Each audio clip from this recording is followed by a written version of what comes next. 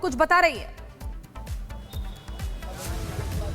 आज बिल्कुल देखिए, ये तस्वीरें उन दावों को और पुख्ता करती है कि जो हिंदू पक्ष में एक तरीके से संशय का विषय बना हुआ था कि पेंट की आड़ में क्या मूल रूप जो पहले स्ट्रक्चर था उसको बदला जा रहा है। और वो तस्वीरें एएसआई ने अपनी रिपोर्ट में दिखाई हैं।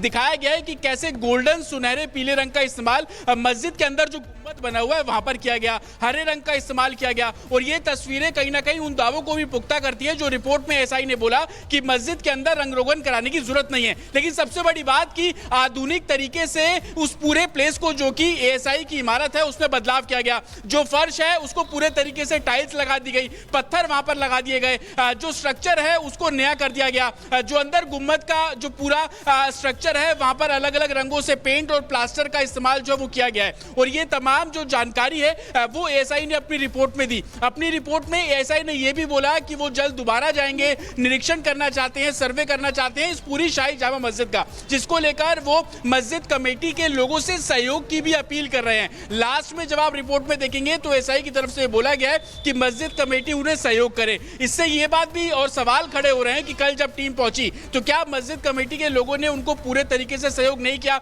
यही कारण है कि एएसआई की टीम ने आज जब इलाहाबाद हाईकोर्ट में अपनी रिपोर्ट दायर की उसमें बोला कि हमें मस्जिद कमेटी से सहयोग की जरूरत है। लेकिन सवाल वही खड़ा हो रहा है कि क्या पहले जो शाही जामा मस्जिद, बहुत बड़ी बात है अपने आप में कि एएसआई ने ये कहा है कि वहां पर कुछ बदलाव हुए हैं, पुनरुद्धार हुए हैं, वहां पर पेंटिंग के दौरान ये सब कुछ हुआ है जो आप भी बता रहे हैं। हमारे साथ हमारे दोनों मेहमान भी बने हुए हैं, आचार्य विक्रमादित्य भी बने हुए हैं और साथ ही रिजवी जी भी बने हुए हैं। रिजवी जी, क्या आप इस बात को स्वीकार करते हैं क्योंकि एएसआई धरोहर को देख रही है, अब वही एएसआई ये कह रही है कि देखिए पहले भी रंग रोगन के नाम पर पुनरुद्धार किया गया, बदलाव किया गया और तस्वीरें तो अपने आप में सब कुछ बयां कर देती हैं। देखिए, एएसआई के कहने से कुछ नहीं होता। कोर्ट में चीजें गई हैं और वहां पे अभी 4 तारीख को फिर जो मुस्लिम पक्ष है वो देगा। नंबर 1, एएसआई ही तो बताएगा सर। हो रहा है, दिल्ली की 50 मस्जिदें ताला लगा हुआ है। आचार्य जी बस एक बार सुन लेने दीजिए। आपकी ये आदत बहुत खराब है, ये आपकी आदत बहुत खराब है आचार्य जी। देखिए, आपका जब नंबर आएगा आप बोलिएगा, फिर अभी मैं नहीं बोलने दूंगा तो मैडम कहेंगे कि आप रोक रहे हैं। आप सब्र कर लीजिए ना थोड़ी देर, फिर वही आप रुक जाइए ना। आपका नंबर आएगा तो बोलिएगा ना। अभी देखिए, अभी वकील रिजवी जी आप अपनी बात रखिए। आचार्य विक्रमादित्य, आचार्य विक्रमादित्य आपके पास आएंगे, एक बार सुन लेते हैं कि जो ये बार बार कह रहे हैं कि नहीं एएसआई को कोई हक नहीं है, तो एएसआई ही तो उस पूरी इमारत को देख रही थी, तो एएसआई के पास हक नहीं है तो किसके पास हक है? क्यों गए फिर आपको? नहीं कर रहा हूँ, मेरी बात सुन लीजिए। देखिए, एक मिनट, नहीं हक, मैंने ये नहीं कहा कि उनका हक नहीं है, लेकिन उनका सिर्फ देख रेख का हक है। लेकिन वहां पे जो प्रैक्टिस होनी है वो जिम्मेदारी जो है मस्जिद कमेटी की है। और मैं ये कह रहा हूं कि इतनी फिक्र अगर एएसआई को है तो दिल्ली की 50 मस्जिदें, रिजवी जी अगर आप कह रहे हैं, चलिए आप खुद स्वीकार कर रहे हैं ना कि देखरेख का अधिकार है, तो जब देखरेख में एएसआई रिपोर्ट सौंपता है कि रंगाई पुताई की आवश्यकता नहीं है, जरूरत नहीं है, तो फिर आप उस पर विश्वास क्यों नहीं करते हैं? ठीक है, अब आचार्य विक्रमादित्य जी का भी इस पर रिएक्शन ले लेते हैं। आचार्य जी, क्या अपने मन मुताबिक अपनी सहूलियत के अनुसार मुस्लिम पक्ष बार बार बयान देता है? अभी खुद रिजवी साहब ने कहा कि एएसआई को अधिकार है देखरेख का, लेकिन उसी देखरेख के नाम पर एएसआई जब अपनी रिपोर्ट सौंपता है तो उस रिपोर्ट पर भरोसा नहीं करती है मुस्लिम पक्ष। देखिए, झूठ के ना पैर नहीं होते, झूठ की जड़ें नहीं होती हैं, उड़ता फिरता है, कभी इधर बैठ गया कभी उधर बैठ गया। जैसे रिजवी साहब कभी इधर बैठ जाते हैं कभी उधर बैठ जाते हैं। थाली की बैंगन है, ना इनका कोई तथ्य है ना कुछ है। वास्तविक तौर पर इनकी पूरी कौम का यह हाल है, जबरदस्ती नाजायज कब्जे बन रखे हैं और उसके ऊपर बैठ करके। अभी आप सामने एक फोटो चला रहे हैं, इस फोटो को तथ्य रूप में देखें कि इन्होंने क्या किया कि एंट्री में लाल पत्थर लगा दिया, वो ग्रेनाइट पत्थर है जिसकी इन्होंने दीवार बना दी, रेलिंग लगा दी। कैसे एएसआई से परमिशन दी? इन्होंने सब तथ्य बदलने का प्रयास किया। पुराने जमाने में जितने भी परिसर बनते थे वो पत्थर के बनाए जाते थे, वो पत्थरों पर प्लास्टर नहीं किया जाता। इन लोगों ने धुलाई के नाम पर, रंगाई के नाम पर पूरे तथ्य बदल दिए।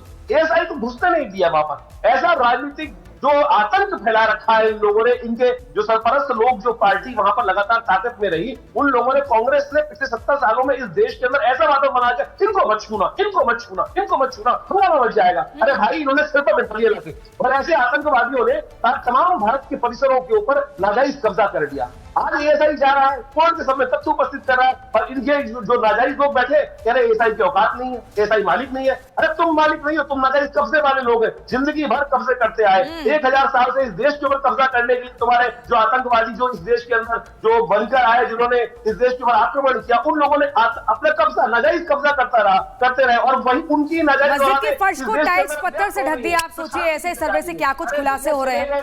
कैसे देखिए आचार्य विक्रमादित्य जी, ये जो रिपोर्ट बता रही है वाकई बहुत चौंकाने वाली है। क्यों मोहम्मद आलम रिजवी जी, मस्जिद में कई आधुनिक बदलाव हुए, एएसआई की रिपोर्ट करिए। रिजवी साहब जरा मुझे बताइए, सिर्फ रिजवी जी बोलेंगे अभी। आप भरोसा किस पर करते हैं? सरकारी एजेंसी को नकार देते हैं, एएसआई को नकार देते हैं, कोर्ट के फैसले पर आप प्रश्न चिन्ह खड़ा कर देते हैं, मानते किसे हैं? और एएसआई सिर्फ रिपोर्ट बता रही है, कितने बदलाव किए आप लोगों ने? अरे सुनिए, हमें पूरा संविधान, एक मिनट मैडम, संविधान को हम मानते हैं, संविधान के तहत हम कोर्ट में गए हैं। अब जब फिर अभी कहा गया है, हमें अभी सफाई की इजाजत मिल गई है, मैं उसके लिए कोर्ट का शुक्रिया अदा करता हूं। 4 तारीख को फिर डेट दिए, हम जाकर के फिर अपनी बात कहेंगे। इसमें कहां गैर कानूनी हो गया, कहां गैर संवैधानिक हो गया? मस्जिद में कई आधुनिक बदलाव हुए, इसको लेकर तो बताइए, बदलाव क्यों किए गए? इल्जाम लगाना, ये आधुनिक बदलाव क्यों किए गए? क्या आपने फर्श टाइल्स को क्यों ढका गया? नहीं, आतंकी कह दिए। मस्जिद कमेटी ने मस्जिद की मरम्मत करवाई, आखिर क्यों? मरम्मत अरे इसलिए करे क्योंकि एएसआई कराता नहीं है, एएसआई को परवाह नहीं है। तमाम पुरानी इमारतों की आप देखिए, सबूतों को छिपाने का प्रयास किया गया। 50 मस्जिदें बंद है, ताला लगा हुआ है, वहां पे देखिए जाके क्या हो रहा है। आप घूम के आइए, मैंने तो रिपोर्टिंग की है, जब मैं इंकलाब में था मैंने तमाम मस्जिदों की रिपोर्टिंग की है। आपकी बातों पर आचार्य विक्रमादित्य हंस रहे हैं और कुछ कहना चाहते हैं। अरे मैं कहूंगा, आपने कहा कि किन की मानते, खुदा की नहीं मानते, ये तो अल्लाह की नहीं मानते। जिस ऊपर वाले ने किताब लिख के भेजी कि किसी की जगह पर नाजायज कब्जा मत करो, मैं कैसी इबादत को कबूल नहीं करूंगा, तो उसको नहीं मानते, उस खुदा को नहीं मानते, और उस खुदा की जो बात है उसको भी उल्टी कर देते हैं। मैं कह रहा हूँ खुदा भी इनको जहन्नुम में ले जाएगा, खुदा इनको जन्नत नहीं देगा, जहन्नुम में लेके जाएगा। जो वास्तविक तौर पर ये लोग बैठे अपने आप को इस्लाम के मानते हैं, मुसलमान जो होता है जिसका मुसलमान ईमान हो, तो ईमान वाला हो। ईमान वाले कितने हैं कि टीवी डिबेट में 1 घंटे से बैठे हैं, कभी ये कह देते, कभी वो कह देते, कभी ऐसे ईमान वाले हैं, पता नहीं, समझ में नहीं आती। आचार्य विक्रमादित्य, मेरा एक सवाल ये भी है कि देखिए एएसआई संरक्षित है वो पूरी इमारत, उसमें अगर बदलाव किए जाते हैं तो क्या एएसआई को उसके बारे में जानकारी नहीं दी गई थी? और दूसरी बात ये भी कि क्या एएसआई के पास भी इस बारे में जानकारी नहीं थी? एएसआई कल गई है वहां पर सर्वे करने के लिए, तब उन्हें ये जानकारी मिल रही है। क्या उन्हें एएसआई की टीम को पहले वहां अंदर घुसने नहीं दिया जाता था? नहीं दिया जा रहा उन्हें घुसने। एएसआई ने इस बात को रिपोर्ट किया है, एएसआई ने कई बार मंत्रालय को लिखा है, कांग्रेस की गवर्नमेंट में लगातार लिखा गया, मुलायम सिंह की गवर्नमेंट जब रही, अखिलेश यादव, वहां लगातार लिखा गया घुसने नहीं दे रहा है। अफसर कहता है जाऊंगा तो मार देंगे, ये स्थिति है इन लोग की। और आपने अभी देखा नवंबर में क्या हाल किया इन लोगों ने, वहां पर पुलिस को पिटाई करने के लिए किस प्रकार की गोली चलवाई। सवाल खड़े हो रहे हैं रिजवी जी, और ये सवाल खड़े होना लाजमी भी है जिस तरीके से आप अपनी बात रख रहे हैं। खैर मामला कोर्ट में है और कोर्ट पूरी तरीके से इस पूरे मामले पर फैसला आगे और सुनाएगा। 4 तारीख का इंतजार करना होगा। जुड़ने के लिए बहुत बहुत शुक्रिया आप दोनों का। इस बीच मुंबई से आपको एक बड़ी खबर बता देते हैं। मुंबई के भाईखाला इलाके में हाई राइज बिल्डिंग में भीषण आग लगी है। तस्वीर आपके सामने, फायर ब्रिगेड की कई गाड़ियां मौके पर मौजूद हैं, आग बुझाने की कोशिश की जा रही है। ये मुंबई में एक हाई राइज बिल्डिंग है जिसमें आग लगी है। आग किस वजह से लगी है, आग लगने के पीछे क्या कारण रहा, ये अभी सामने नहीं आया है, लेकिन ये आग कितनी भीषण है, कितनी भयंकर है, वो ये तस्वीर बताने के लिए काफी है। हाई राइज बिल्डिंग है, धुएं का गुब्बार ऊपर लगातार तेजी के साथ उड़ता हुआ दिख रहा है, आसमान काला हो चुका है। आग किन वजहों से लगी है ये पता लगाना भी जरूरी है, लेकिन फिलहाल सबसे पहले प्राथमिकता इस आग पर नियंत्रण पाने की है, जो कि किया जा रहा है।